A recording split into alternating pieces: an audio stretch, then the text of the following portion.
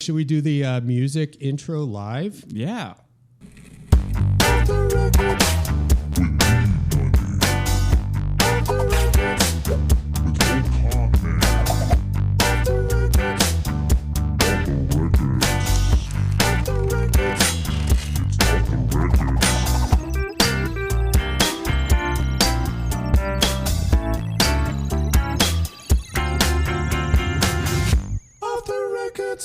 Oh man, We've never listened to it together before. Yeah, we've never. Usually, I put that in. Yeah, in post.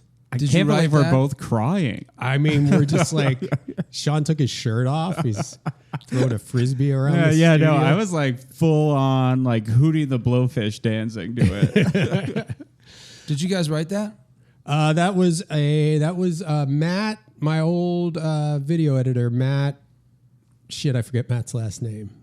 But he has a channel called Scam Sandwich on YouTube where he harasses like those Indian call centers that rip off old ladies. Sure. It's pretty good. And it also is scary because he was like, I worked pretty closely with him. Like he can get into their computers and shit and like watch them and like call their cell phones. And I'm like, did this guy like I was dealing with directly with this guy. Like, did he ever just for fun be like, I'm going to see what Brendan's up to through his laptop? And he's gonna now. yeah. I guess I don't know. Well, I'm not really up to anything, so I got nothing to hide. Well, it's a good song. Especially thanks. Or I mean, we'll thank Matt. Email Scam Sandwich. Matt, Scam Sandwich. Matt Scam Sandwich. But we're not talking about that. No, this is another episode of Off the Records with B Money and the O'Con Man. Ow! Ow! No, I don't know. You just join in. You didn't give that's a good test to see if they're a follower or a leader. You didn't give me a sheet that said I was supposed to howl. Okay. we have a guest today, Chris Crofton. What's up? The hilarious and talented Nashville. That's what my mom says. Raconteur. It's Rocketeer. Raconteur means Raconteur means old guy with no money. Yeah. Well, join the club. But I'm glad to be here. Excited, and I think this sounds cool, man. This format. I like comedy albums. On paper, this is a good idea. Yeah. I mean, I could tell like comedy albums. Just quick story. Steve Martin records were so like trafficked around like when I was like a kid because it had the one wild and crazy guy, you know, that was like off limits because he said that cat was the best fuck I ever had on it. Yeah. It said, you know, and everybody kind of knew. Somehow parents found out about that. Like, I don't know how they did because they didn't listen to the record, but they were like, yeah, you can't have that. Anyway, I traded beer cans back in the 1978. Like that was like a hobby for kids. Was collecting beer cans, and I thought I was gonna like be sitting pretty for the rest of my life because of my beer can collection because it was so valuable, you know. And anyway, I traded beer cans for Wild and Crazy Guy, and then I smuggled it into my house in the bottom of a box of beer cans and stuck it between two pieces of furniture, and I had to wait till my parents left the house, and I would play that Steve Martin album. I think that's incredible. In the 70s, that kids with beer cans are like, they're fine. They're not concerned about the beer cans. It's the album hidden underneath. I had to hide it under all my ashtrays. It had like magical properties, though. I mean, like, you know, I don't want to lean into like I'm 56, and so I think like records are magic or whatever. But there is something about like a piece of art being like something you smuggle around and like listen to secretly. Lots of smuggling. Comedy albums were a big deal. Yeah. But they were like very like they were valuable. You just gave me a copy of your album on vinyl, Chris Crofton, I'm Your Man. Yeah. What track should I'll play a little bit of one of the songs. What's your favorite song? Oh God. My favorite song or the catchiest song is probably Dreaming of You. Maybe play some of Dreaming of You.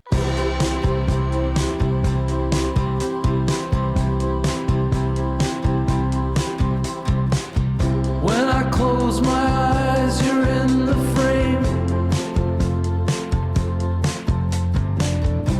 Wild dark hair and eyes ablaze. You look like you got something to say.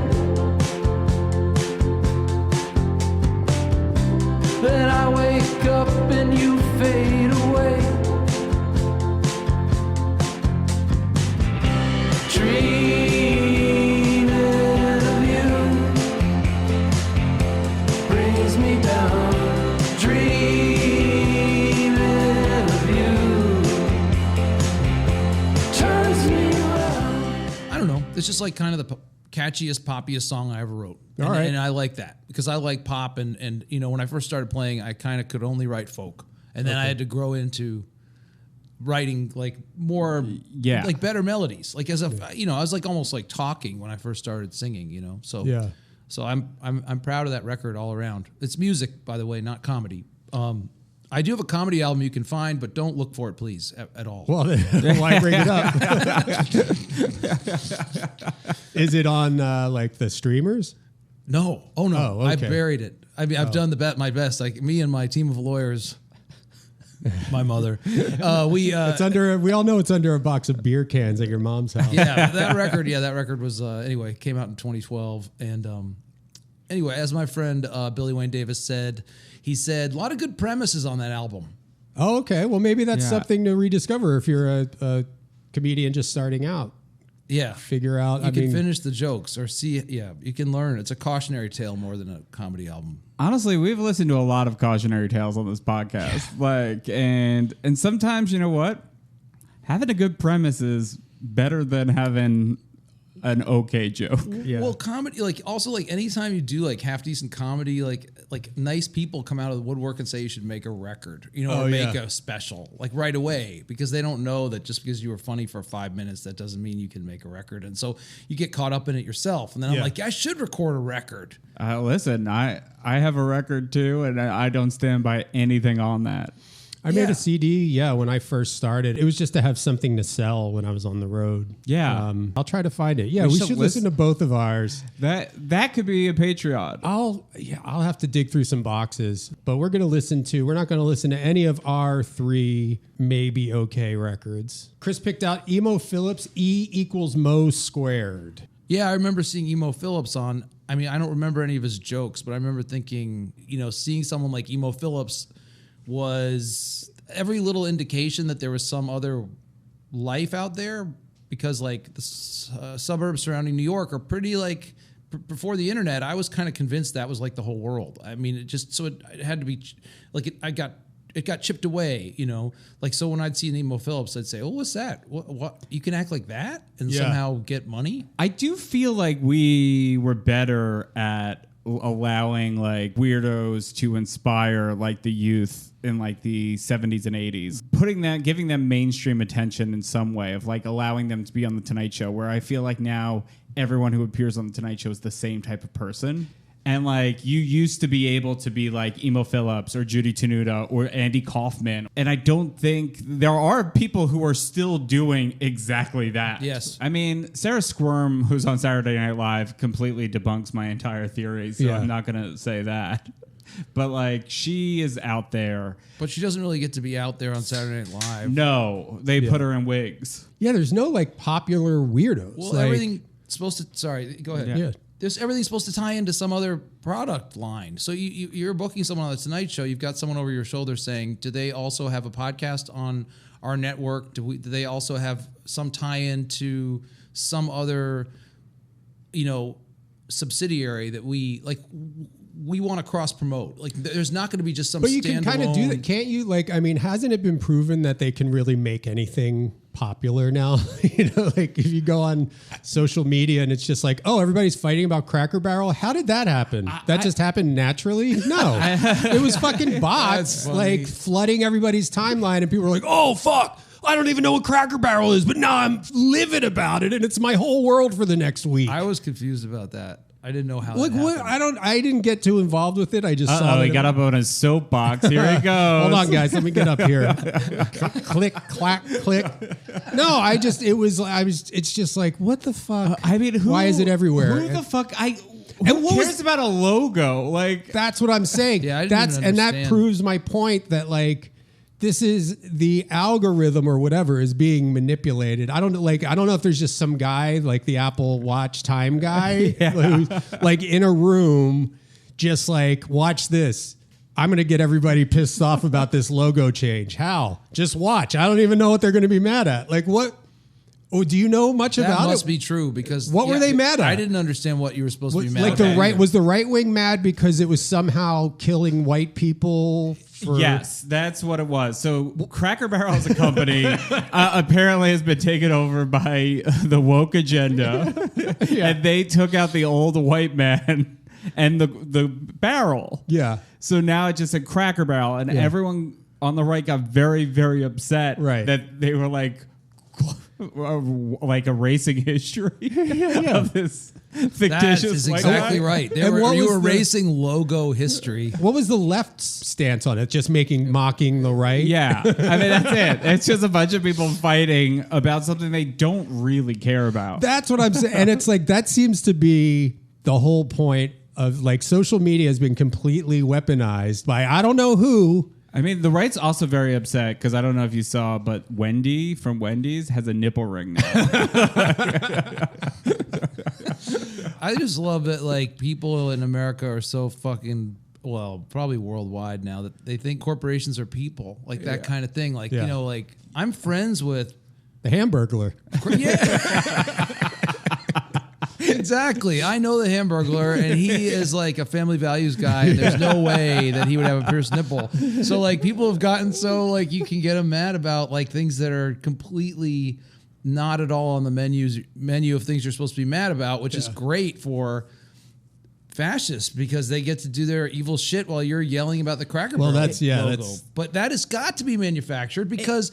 I didn't even understand it when I was trying to invest in it. I honestly didn't know what they were mad about. Yeah. And that's pretty rare. And that's pretty weird. Like, I couldn't even figure out what the viral thing, like even the dress, like, is it blue or it's brown? Exactly. I think that was maybe like a litmus test of like, let's see what the most inane thing we can get people arguing over is. How stupid and then like people? whoever started it or like a bunch of people caught on and they're just like, let's run with it. How thoroughly have we scrubbed the public's brains?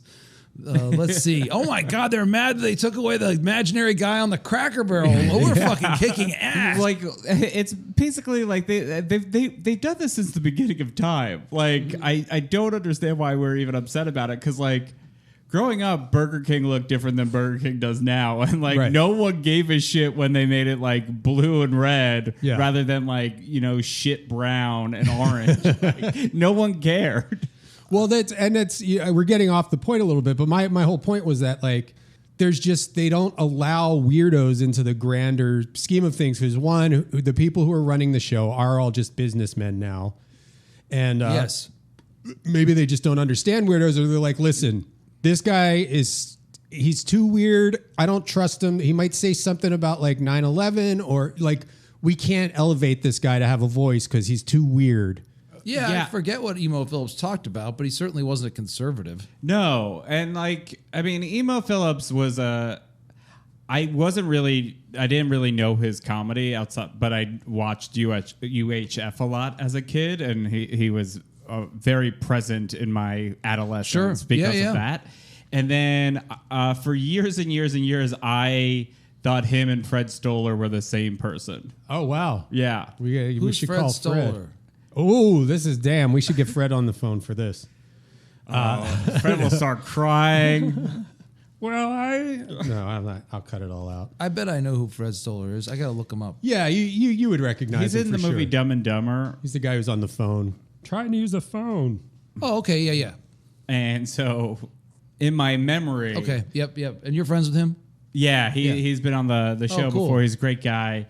But yeah, Emo, it wasn't until I started comedy and I went into Jack's Music Shop in Red Bank, New Jersey, and I was like, what album should I get? And the clerk was just like, you only need one comedy album, and it was this one. This one? Oh, so you're familiar with this? Yeah. Oh, okay. Wow. Now I know I've. He was wrong. I needed way more than that. He does not teach me how to do that. That's fucking cool though. Like people having firm opinions about comedy albums and like telling kids that they need to have this like that.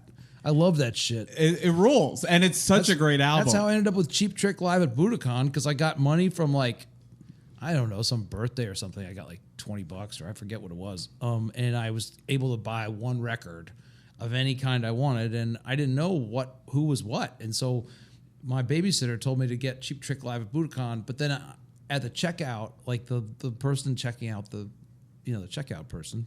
What if I spent the rest of the podcast trying to You're explain what canceled now. Checkout, the person at the checkout person said It's not what they're called anymore. Said this album is awesome, and like it was just like those sorts of things were like community recommendations. Like it wasn't somebody from on high. It was like you had options to have your own taste. Like you could just choose your own path. Like you didn't have it crammed down your throat by Jimmy Fallon or whatever. You just, you had your own. You could have your own secret club of people who were older than you that could say this is cool, and so you believed them. And it was usually something cool. Well, and like you were saying about vinyl records earlier, about it being like a work of art, that like that's lost now. Like going to a record store, like the first handful of records I ever bought on my own were solely based on like the cover art, like Dead Milkmen, Big Lizard in My Backyard. I'm like, this has got a song called Taking Our Words to the Zoo and this drawing on the cover. Bitchin' Camaro. I gotta hear this.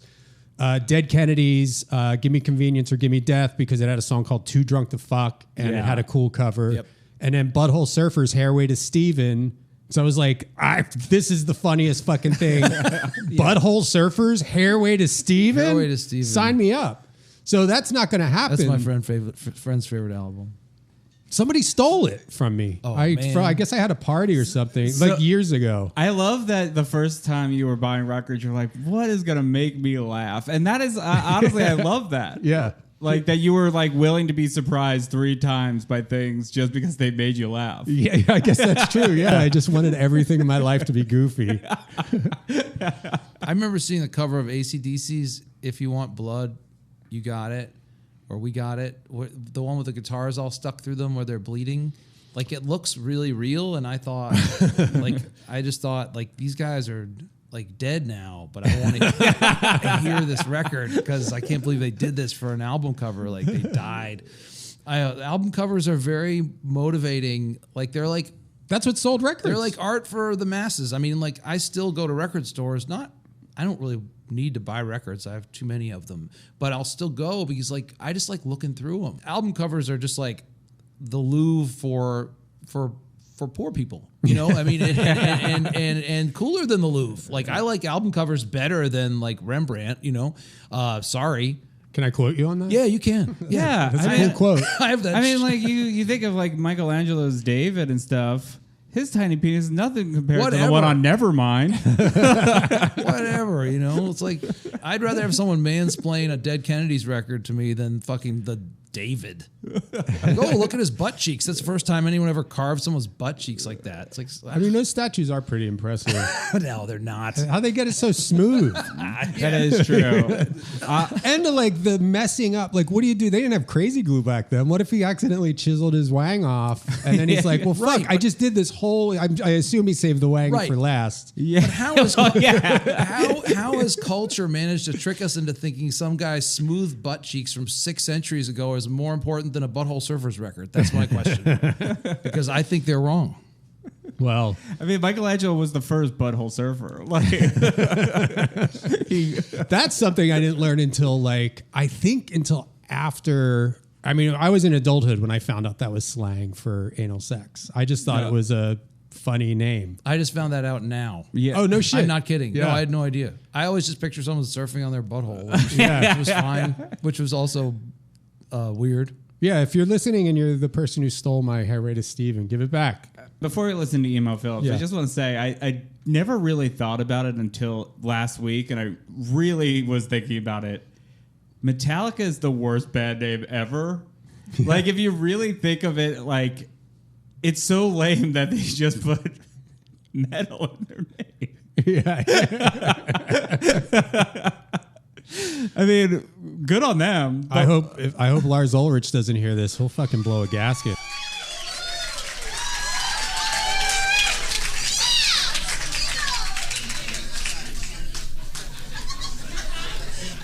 Probably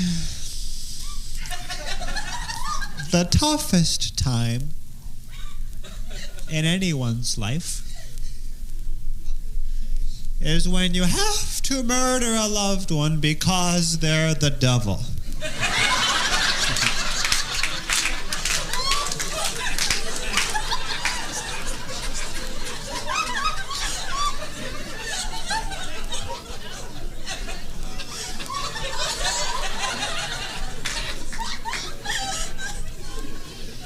Other than that, though, it's been a good day. I ran 3 miles today. Finally, I said, lady, take your purse.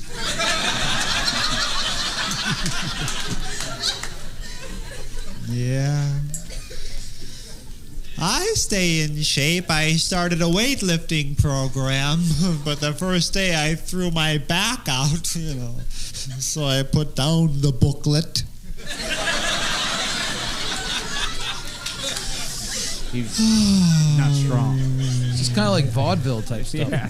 People come up to me and say, Emo, do people really come up to you?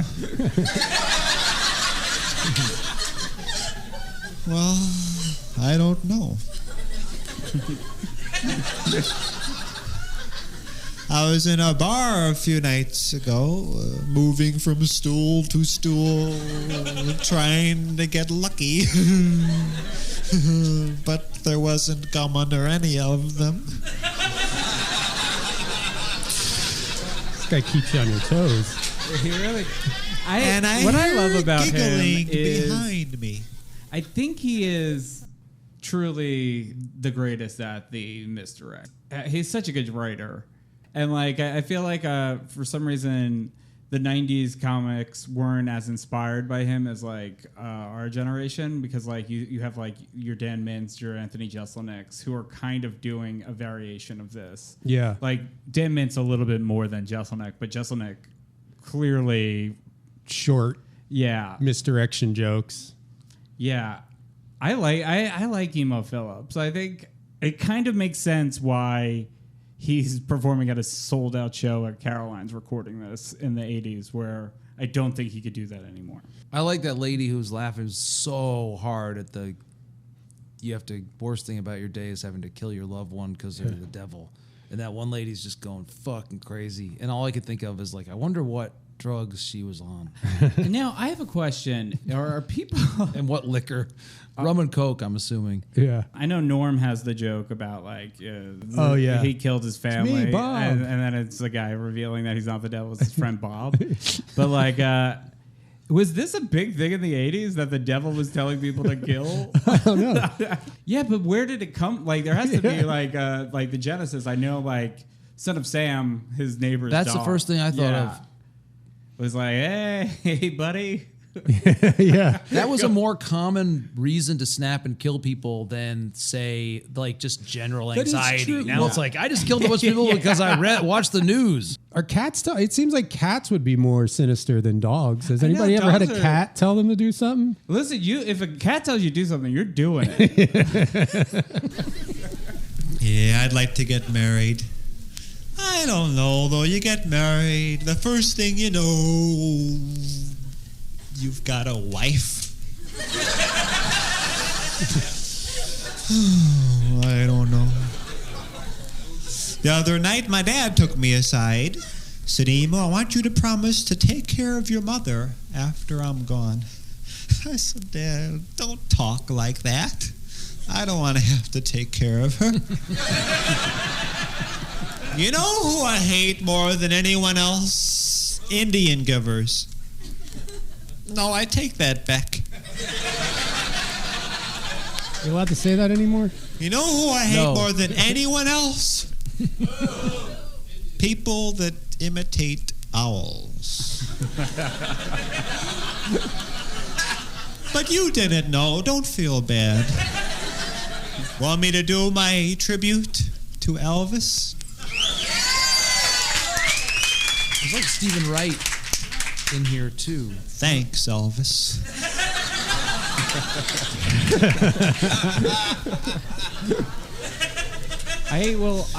Stephen Wright, Mitch Hedberg. I don't know if you've ever met Emo Philips or talked to him, but he does speak kind of like this, and I wonder if it came from him doing this voice on stage and just kind of becoming the guy.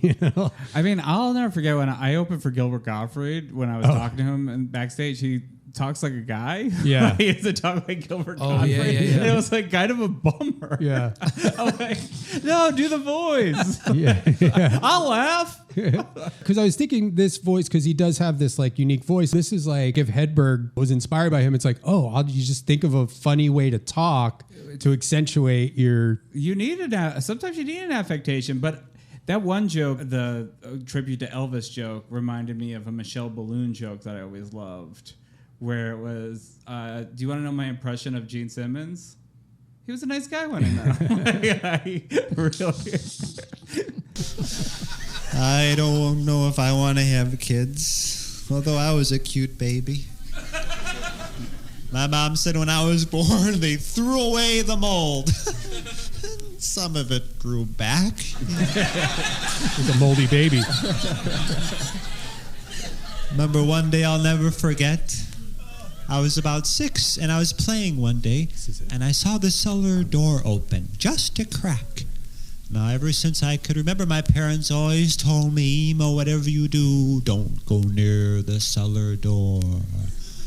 But I had to see what was on the other side if it killed me. And I went to the cellar door and I pushed it and walked through and I saw strange, wonderful things I had never seen before, like trees, grass, flowers, the sun. That was nice. The sun. My parents were very protective. I couldn't even cross the street without them getting all excited and placing bets. My dad had very strict rules for me because he loved me. Rules like, I couldn't be home until a certain hour. That type of thing. I had a very nice childhood. I had a very close relationship with this other kid. I was his imaginary friend. Does your kid have an imaginary friend ever? He did have an imaginary friend named Monster Knee. And he was clearly faking it. Oh. I had an imaginary friend growing up. I don't know if I've talked about this on the podcast. No. But it is crazy because I talked to my mom about it recently. My imaginary friend's name was Buck Schmidt, and he was like a 83-year-old bartender. Okay. And I talked to him all day long when I was 4 and 5 years old. Turns out, Buck Schmidt was the name of a bar that had closed in 1979, 6 years before I was born. I think I was talking to a ghost. You know what? I was going to ask you that about, because I have kids, and I wonder if there is some connection to something, because like they've said Marley had an imaginary friend, May, and she would talk and she would bring it up more than once that she died in a fire, or her cousin died in a fire. And my son Miles he talks about his brother Jake. He said he has 3 brothers, Jake, Alex, and Miles.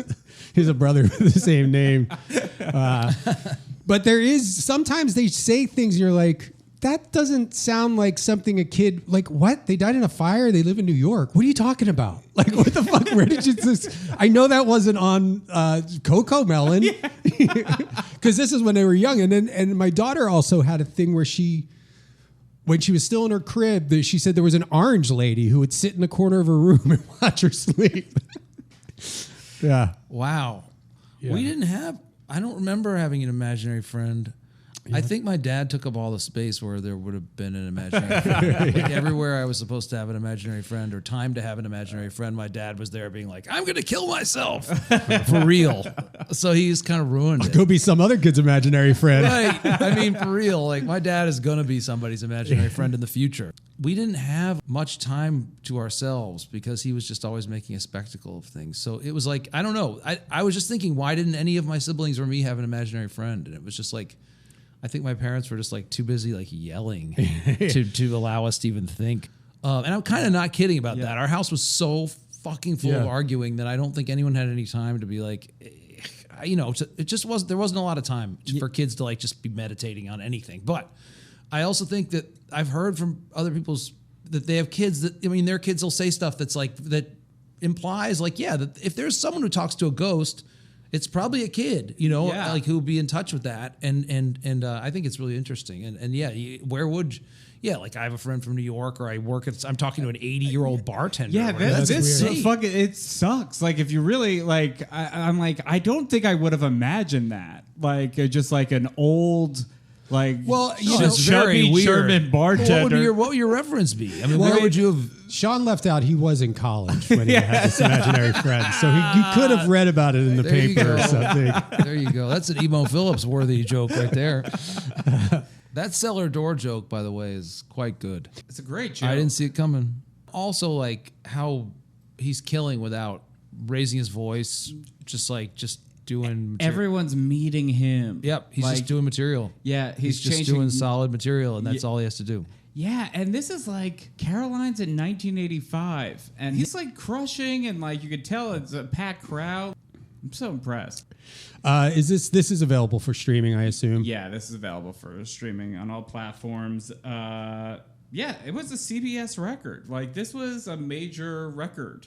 Well, this is the height, or this is when comedy was king. What's interesting to me is I remember Emo Philips from seeing his special on television. I just remember him being struck by him more than the material, just because I don't know why. Just because of how he looked and stuff. So it's interesting to me that the material is actually more standard than I remember. You know, it's not really dependent on him being weird. Like it's actually you could put this in the mouth of like Stephen Wright or even a Rodney Dangerfield to some extent. This is like sort of an I don't get no respect kind of a thing. I think when it's the whole package, the weirdness starts to come in because he like holds his body in a weird way, Yeah. and like the bob haircut. He's wearing a pajama top as his shirt. Like there's I'm just surprised these jokes are as good as they Oh, are. yeah. I thought maybe he was all flash with like the bowl cut and everything, and I thought maybe his material was going to be horrible. So I actually am shocked. He's actually like he's like a good writer. I mean, he's 100% a legend. He's definitely a jokesmith, which I think like really don't exist that much anymore. Yeah, I mean that's his website. No, they don't. It's just all people saying that he's like the most brilliant joke writer in the game. Patton Oswalt, Eric Idle, Penn Jillette, Rolling Stone. Go see him, emophilips.com. And you know what? We might be able to get him on the podcast. We should get him on the podcast. Yeah. I know people. Yeah, I forget who knows him. Somebody knows him. Let's listen to some more Emo Philips, and maybe we'll find out some. Somebody knows him. That's me dropping a name. I'm quite handy with the ladies. I'm a great lover. I bet. Although I've broken up with my girlfriend, I'd like to get back with her. I mean, you find that one special person that you love and you trust and whose microbes you've developed a resistance to. Well, it happened a few months ago. I said to her one day, I said, "Babe?" Well, we had nicknames. She says, "Yes, Paul Bunyan."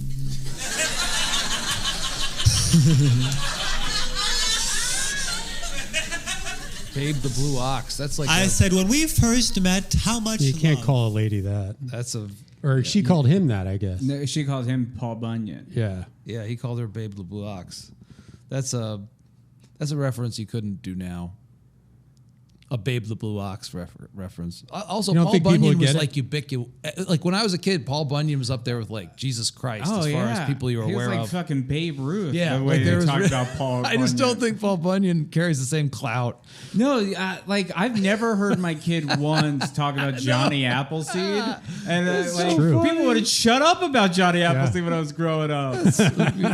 Imagine doing a Paul Bunyan theme. What are they joke. teaching kids now? Because there are some people that Truth. Yeah. You learned about Paul Bunyan growing up, right? I assume so. I don't have any strong. He was Paul the father of Bunyan our memories. country. Yeah, Paul Bunyan, Johnny Appleseed.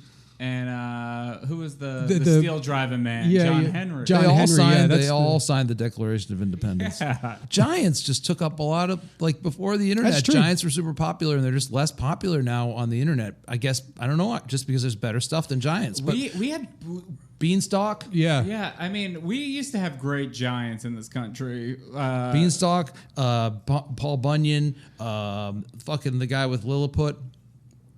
Gulliver's Travels. Yeah, But he was normal. They were small. Oh, same thing. but he was a giant to them. Size You're always a discrepancies. giant to someone. Size discrepancies were such a big deal before the internet. That's what I'm trying to say. Have you ever seen any of the videos about finding actual giant skeletons in I like have places seen I that. have as well. where they think that there might have been a race of giants at some point? Well, like there's the whole thing of Yes. I mean, who knows? David and Who Goliath. fucking knows? Oh yeah, there's another giant Yeah, guy. he was a giant guy. Andre the Giant. I mean, I love he's my favorite Tell giant. kids about giants now. They're like, who gives a shit? I don't care. I mean, I don't want to, We're always trying to discredit our giants. Remember the guy from Guinness Book of World Records who was 8'11". Of course I do. His head was next to the chandelier in the picture. Yes, that guy rules. And we never talk about him. My kid never brings him up. What about those Yeah. huge overweight guys on the mini bikes? Yeah, That's what I think of when I think of. they're the now Guinness- just a joke too. in an Me old episode of The Simpsons. Yeah. That was Joe Rogan. Joe Rogan was a picture of two giant guys on mini bikes. And they didn't even talk. Like they just were like, we're just giant and weird looking, and that's what life's all about. Yeah, you didn't need to know what they thought No. or who they voted No. for. It's the Guinness Book of World Records has really fallen off too. In my recollection from my childhood, I remember I remember the school library and the Guinness Book of World Records, and I remember it being like pretty thick. Oh, Like, it was it enormous. was huge. Pages stuck together. It was really the closest you could get to the internet because it was kind of like a freak show in a thing, and I don't know why it meant a lot to me to look at these giant guys on mini bikes. Well, But somehow it gave me direction. Like it didn't mean I wanted to get. I don't want to be that. Yeah, but I want to be. I don't know. I want to be the There's something- skinny version of one of those I want to be guys. a real skinny guy on a big bike. Like there's something out there outside of an office environment that I should be chasing. And if it's just meeting these guys, that might be enough. it's letting you know that like you could be something extraordinary. Yeah. Yes, and politics has nothing to do with it. You can just go, find those guys and they'll like you and you'll just live with the guys on the mini bikes. And those guys now are probably, I haven't seen the picture in a I'm while. sure they're but both- they're probably just like average Americans now. I bet you their have to skeletons are holding hands in coffins. They have to be dead. Yeah, they were buried with their mini bikes. They partied too much because they were very important. They got invited to all these parties because of the Guinness Book of World Records. Jack Nicholson was Yeah. like, I'd like to meet those guys. And then they died of cocaine overdoses in Jack Nicholson's pool. Yeah, they were both dating the Olsen twins. They were talking to Henry Kissinger and Roman Polanski at Dan Tana's. The McGuire twins were their names. Billy weighing in at a whopping 203 pounds and Benny at a 218. That's nothing. How tall are they? 5'11". What? They're completely normal-sized Americans. They're actually physically fit by today's standards. They're only a size large. Yeah, no, they're huge. What are they really? You made that shit up, Let's right? see. Yeah, Oh yeah. fuck, that's Let me funny see because if I there's fell a- for it totally. I was like, oh my god, we're lost. As a culture. I was really buying it until you said 5'11". I'm like, also, I'm always trying to be like, listen, I know I'm old. The kids are probably all right. Then I hear that, and I'm like, the kids are not all right. So were they in there for their combined weight? Oh, here we go. The McGuire twins. There's a. I can't believe I fell for that shit. Oh boy. Oh well, one of them really outlived the other one. So He ate the. he ate him. It took him. It take him 22 years to eat the whole guy. So Billy Leon McCrary and Benny. Oh, McCrary was their name. So AI was right. December 7th, 1946 to July 14th, 1979. And the other one lived till March 26, 2001. So the one guy only lived to be like 33 years old. Oh, I wonder how he died. Let's see. Probably falling off his. His brother fell on him. Oh, that one. I was just thinking because for some reason from that picture, I believe they actually traveled by mini bike in tandem at all times. Oh my! They were married to sisters Maurice and Danielle Jouari, who were in the Guinness Book for being the 2 skinniest women. What? No, That was no. they were. God damn If that's true, that was a setup by their agents. They were married to sisters though, which is kind of Okay. interesting. That's weird. Billy's death. Billy died on July 14th, 1979, at the age of 32, following a motorcycle accident. Oh my God! The motorcycle killed itself. The motorcycle he was riding was way too small for him. It was in Niagara Falls on the Canadian side, en route to the Ripley. No, This is you're making that shit No, I up. swear, I know I was making the other stuff up. He was on his way to the Ripley's Believe It or Not Museum. Oh my God, for a cocktail party. It's true. With the world's tallest man and stuff. Yeah, he's like, I got to go Totally. check out my wax statue. Man, or I something. got to hang out with the human light bulb again. I hate that guy. He never shuts up. Oh, they He's were a Punisher. wrestlers. They started. They were wrestlers? They spent 3 years working at the Circus Las Vegas. They performed their mini bike routine for a few months in Los Angeles. A wrestling promoter saw them in El Paso and convinced them to begin a wrestling You training gotta get in the program. ring. You gotta get in the ring when you're that size. Well, so they went to Juarez, Mexico. See, these are and, the show business paths that we were denied. Yeah, They really closed the door behind them. The twins were born in Hendersonville, North Carolina. They contracted rubella when they were 4 years old, which caused problems with their pituitary glands. Oh, so I don't know about that. Yeah, they had an excuse. they just kept growing. There was like a. Well, yeah, I guess their pituitary glands got whacked out by rubella, which also is. That's not an excuse. I don't mean you have to have an excuse for being overweight, but I was thinking about like, that's like me having a certificate that says I went bald for some like disease, like I lost my hair. I mean, it's Yeah, rubella. chicken pox made me bald. I'm not bald. I'm not bald. I had rubella. You fucker. Mumps gave me a small cock. Yeah, that's not my fault. You can't shame me for that. They started gaining weight. I mean, this says their parents bought a farm to increase their physical activity, and they ate only 1,000 calories per day, but could not stop gaining weight. Insane. They each weighed 200 pounds at age 10. And Did their mom write Also, this? hold on a Well, yeah, second. it Imagine seems- having an economy where you could buy a farm because your kids needed more exercise. Yeah. God damn, people can't even buy an apartment.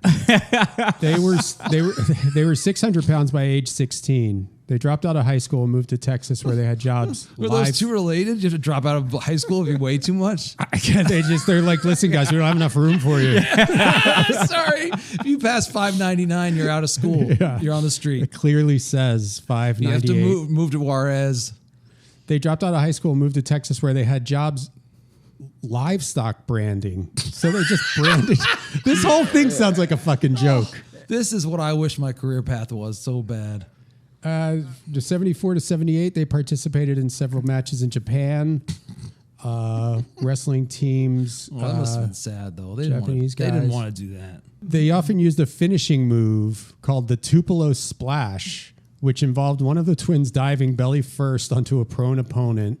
They would follow this with the steamroller, where the twin would roll back and forth over the opponent. I haven't done it to my daughter in a while. I don't know if I've ever done it to my son, but like, there's nothing funnier than a kid like scrambling away from you with like that kind of excitement and fear in their eyes. Oh, yeah.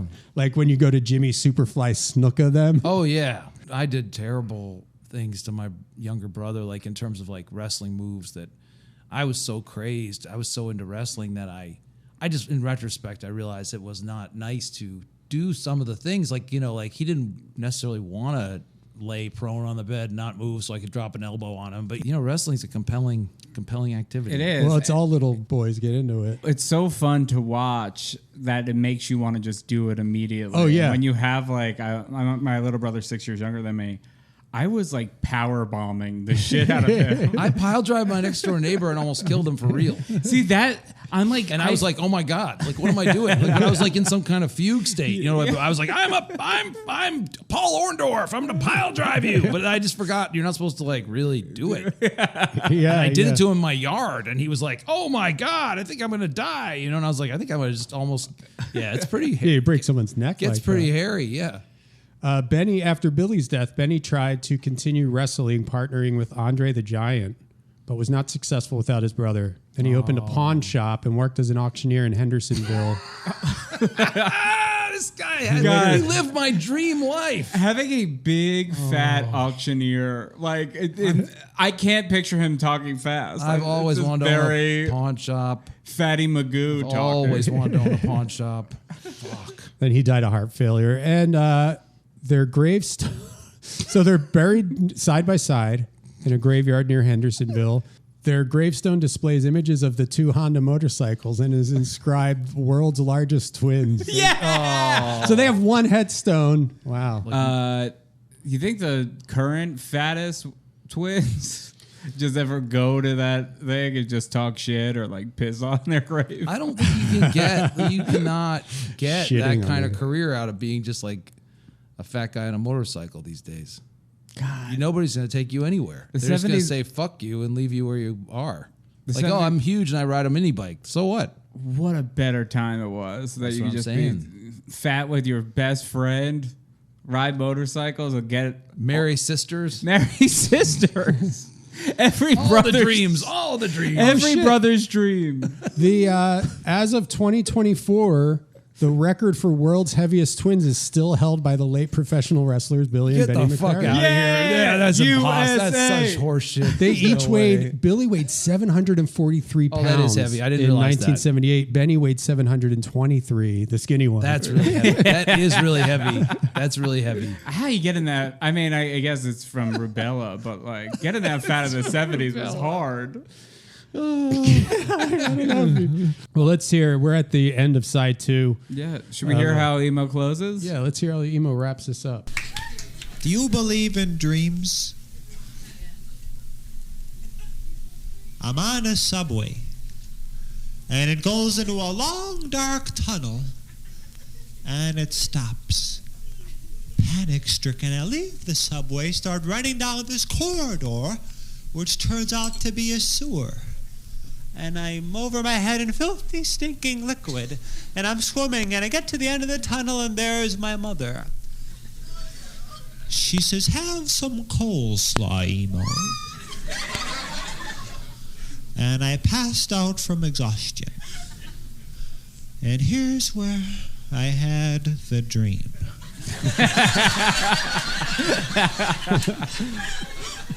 Great. Should we try to do it if there's a setup? Should we try to guess what the punchline will be for what? I mean, that was hard to. I genuinely I had no idea where it was going with that, and I've heard that joke before. And he takes me to the great throne of judgment, and all the people that have ever lived are gathered round. And God said, whoever has done the most selfless deed will sit by my right side through all eternity. And Albert Schweitzer stands up. And he says, I devoted my whole life to curing disease in the jungle. And God said, by doing that, Albert, you totally upset their ecosystem. Now they're all starving to death. Smart guy. Next. Your turn, Emo. I thought this is tough. And I said, I'll tell you a selfless deed. Once in a spirit of extreme selflessness, altruism, and generosity, I filled a rental car with premium.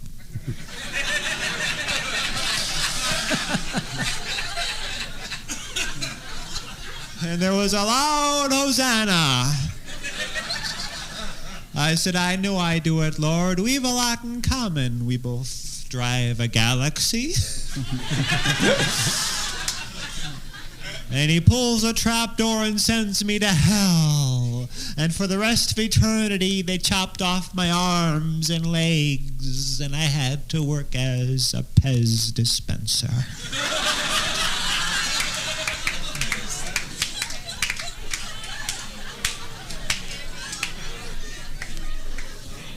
Eternity is a long time, my friends. It's hard to imagine how long it is. Imagine yourself at the supermarket checkout line, and there's 15 people ahead of you, and each one has a full basket of groceries, and none of the items are marked.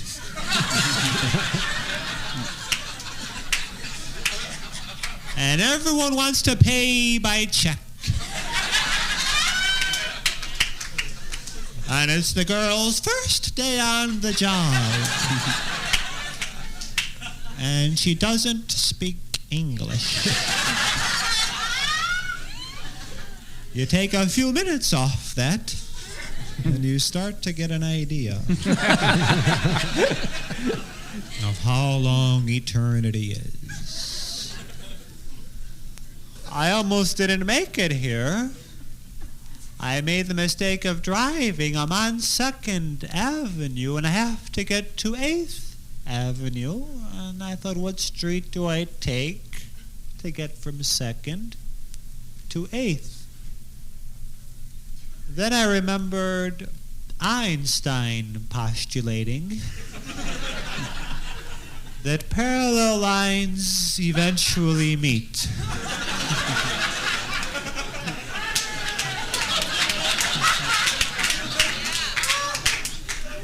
So they're dredging the car right now. You folks, it's people like you that came here. So thank you very much, and always remember as you go home the last words of my grandfather, who said, "A truck." You've been wonderful. Thanks I forgot for that he listening. closed with that. That's like one of my favorite jokes ever. Yeah. That's a good one. Yeah. See, and I wouldn't, if that was my joke, I'd sell the shit out of it. I'd really make a meal of the truck. Yeah. Yeah, but no, he didn't have to break a sweat. No, he had a good time. That was great. That was better than I expected. If you are a record store and you want to sponsor the podcast, offtherecordspod@gmail.com. That's offtherecordspod@gmail.com. And if you're a web designer or like a logo maker, do you think we need a new logo? Yeah, we need a new logo. Yeah, we need a new logo. If you're a business person, get in touch with us. Email us. If you're in the Bay Area, come see me do stand-up comedy this week or next week. Go to BrandonWalsh.com and click on the tour dates. Seamless. Yeah. I'm a professional talker. Yeah, follow me on Instagram for all information. And Chris, do you have anything you want to plug? Oh, Chris has it. Well, yeah. So much. I have. You can find most of my stuff at the Crofton Show on Instagram, and then sadly, because Instagram is sort of like a failing, algorithm. So if you want to like find out really, like you can follow my Instagram, but my mailing list or whatever is chriscrofton.com, and that tells all the places I'm going and things like that. But there's a new album out, and you can listen to it. I don't care if you buy it on vinyl. If you want to, you can go to Bandcamp, Chris Crofton Bandcamp. But you also can just listen to it because it's my favorite record I've ever made, and it's like a real fun record to drive around and listen to, and it hopefully will make you feel good if you're sad, which is what I like music for. Yeah, we'll have all the links are down below in the description. And there's a movie called Nashville Famous, Chris Crofton Nashville Famous, that just showed in Nashville and in Los Angeles, and Brendan was there, and it was so nice to see him. And anyway, that movie will be going around. So it's a good movie, and it's about recovery. It's about trying to keep being an artist when you don't get paid, things like that. Don't give it all away. It's so fun. Spoiler alert. You got to see it. It's so fun. Do you like hearing about how to keep being an artist without getting paid? Then this movie is for you. If you like Star Wars, which is also about being an artist when you're not getting paid. But no, it's a fun movie. Actually, I forget. It's like a lot of stand-up. It's a lot of my stand-up, which actually is really fun to watch because like I generally don't, like I'm pretty hard on myself, and watching it and having people like love it is really fun to see.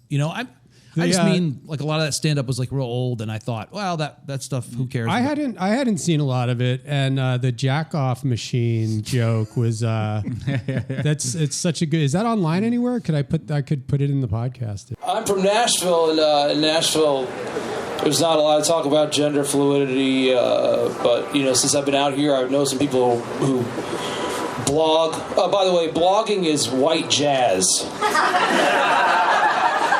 Black people invented jazz, white people invented blogging. So I was talking to this Jezebel woman, and over lunch, and we were talking about something you don't talk about in Nashville, which is, she said, men's gender is more fluid than they realize. And I was like, and then I was like, well, I would jerk a guy off with a system of levers and pulleys if he was behind a curtain. And I would even ask him if it felt good, or if I needed to go faster or slower. And that's how I like to close the set, with the jerk-off machine joke. Thanks very much for having me. I wrote for Shaquille O'Neal's Tosh.0 in 2012, and Brendan brings it up every. I stopped bringing it up, and then I started started bringing it up, but I didn't do it this episode. It's like a weird bully trap that you have set. I would for never me. stop saying that if I did that. All right, well, thanks for listening. Subscribe and write a review and subscribe, and tell your friends, and design us a logo. yeah, email us offtherecordspod@gmail.com. Thanks for having me. Thank you, Chris. Awoo. Awoo! Awoo! There we go.